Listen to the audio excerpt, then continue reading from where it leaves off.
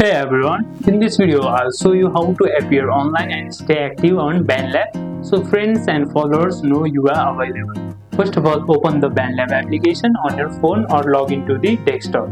Make sure you are signed in with your account. Open the BandLab application and make sure you are signed into your account. Sign in with using Facebook or Google account. After you have done that, click on the library option. Here, go to your profile option. Now go to the settings option at the top right corner. You will see the setting gear icon. Click on that. Here you need to go to your checking your status.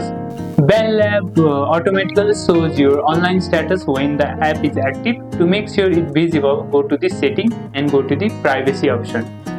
Go to the privacy option. Here, check the online status and make sure it's turned on.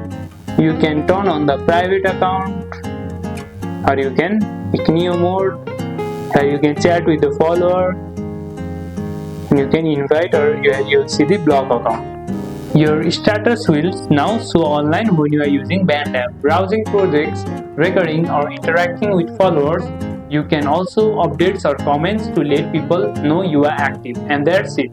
That's how you show you are online in BandLab. Stay active, collaborate and make music with others. Don't forget to like, share and subscribe, and I'll see you in the next one.